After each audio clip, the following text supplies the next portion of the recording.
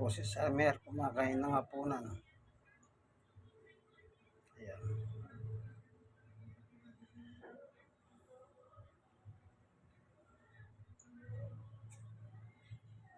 Ang pagkain niya po manok, balong-balunan ng manok. Yung bago luto yan. Ganyan muna ang style niya. Ayan. Nasa loob siya ng cage. Ano po? Ayan.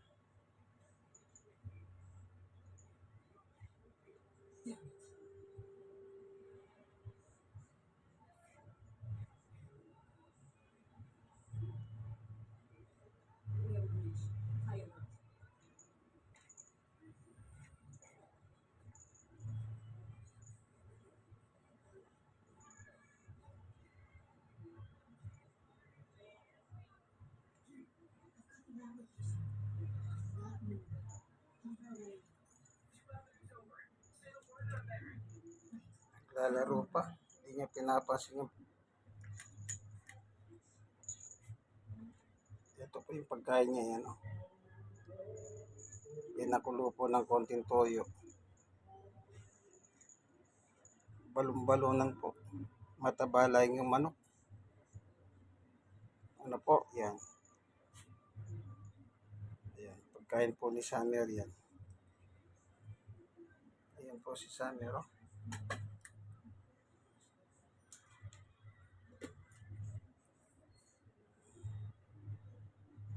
Summer. Oh, kain ka na nga po nan.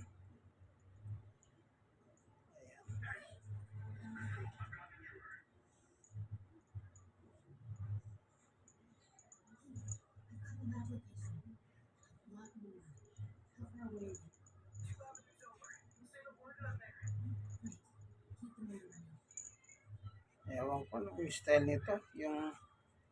Yung ilong niya, ginagad niya sa basahan. Ano kayang estilong larong, panibagong estilo na po yan.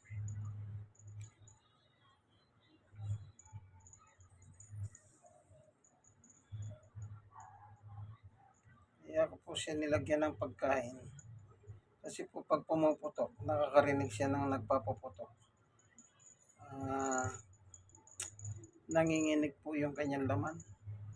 Hindi siya, parang wala siya sa konsentrasyon niya.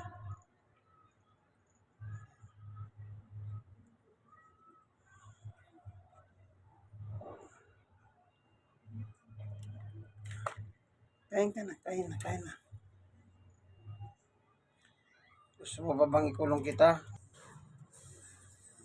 Yan, sinara ko muna yung pintuan niya. O sige na, kumain ka na, Summer. O. Naghihinarti pa po. O, naghihinarti pa.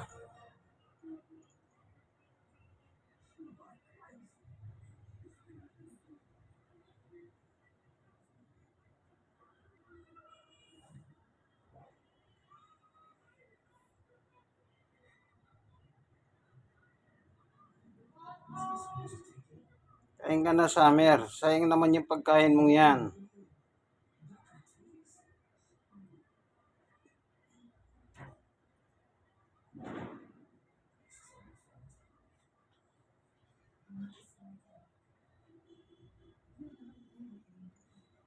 Naghihinarti pa.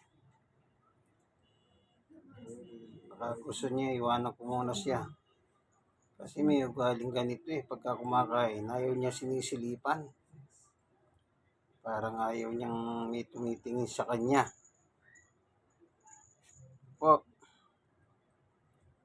Kaya, sige po tsaka ako na lang siya balikan. Kain ka na, Summer, yan na Sige. Nakalak naman yan mo. Nilak ko po para hindi siya Gusto ko po sana makaraos na siya. Bagamat kanina pinagmerienda ko naman siya kahit papaano. Po, ng merienda time niya, nagmerienda rin po siya. Yan, sana kainin na niya. Ito po Sige, hanggang dito na lamang po, ano. Titignan ko mamaya. Yun, iniwan ko muna po si Summer, ano. Baka sakali kung di ako nakatingin, baka kakain siya. Ano po, baka kakainin niya yung pagkain niya kung hindi ako nakatingin. Kasi may ugali siyang ganun eh. Ano po, yan. Kaya iniwan ko po pa samantala. Para tignan ko po kung kakainin niya ba yung pagkain niya mamaya. Ano po. Sige. Yan, nanonood po ako ng balita. Kaya ko po pinakakain si Summer.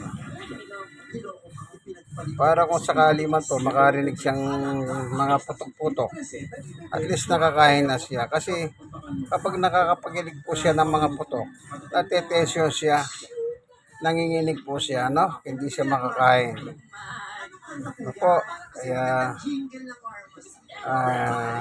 iniwan ko, baka sakali, ano? Baka sakali po, no?